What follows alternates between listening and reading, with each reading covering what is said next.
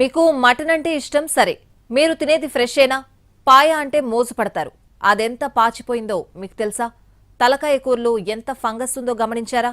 బోటి కూర ఎంత మురిగిపోయిందో చూసారా? సమాధి నుంచి తవ్వి తీసిన మృత కళేబరాల్లాంటి మాంసాన్ని హోటళ్లు వండి పెడుతున్నాయంటే మటన్ మాఫియా ఎంతకు తెగించిందో అర్థం చేసుకోవచ్చు. ఈ దృశ్యాలు ఒకసారి చూడండి. కడుపులో పేగులు నోట్లోకొస్తున్నాయి కదా. మీరు నమ్మినా నమ్మకపోయినా ఇది మటనే. రెస్టారెంట్లలో, రోడ్ సైడ్ హోటళ్లలో మనం తినే మాంసమే. ఇంతకు మించి ప్రాణాలతో చెలగాటం మరోటుంటుందా? ఇంతకు మించి దుర్మార్గం ఇంకోటుంటుందా?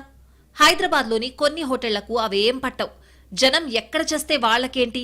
కుళ్ళిపోయినా, పుచ్చిపోయినా, పురుగులు పట్టినా, మురిగిపోయినా అవే వండుతారు, అవే వడ్డిస్తారు. మనమేమో పిచ్చోళ్లలాగా లొట్టలేసుకుంటూ తింటాం. రెస్టారెంట్లకు రేటింగులు అవి ఇస్తూ ఉంటాం. ఇన్స్టాలో ప్రమోషన్లు గట్రా చేస్తూ ఉంటాం. హైదరాబాద్లో ఫుడ్ సేఫ్టీ అధికారులు జీహెచ్ఎంసీ ఆధ్వర్యంలో నిర్వహించిన దాడుల్లో ఒళ్లు గగురు పొడిచే విషయాలు వెలుగు చూశాయి. డబీపురాలో 2 క్వింటాళ్ల పాడైపోయిన మాంసం స్వాధీనం చేసుకున్నారు. మంగళహాట్లో 12 టన్నుల కుళ్లిన మటన్ సీజ్ చేశారు. ఓల్డ్ సిటీ కేంద్రంగా పాడైపోయిన మటన్ దందా నడుస్తోంది. తక్కువ ధరకు బల్క్ లో అమ్మేస్తున్నారు. పెళ్లిళ్లు, ఫంక్షన్లకు కుళ్లిన మాంసాన్ని సరఫరా చేస్తున్నారు.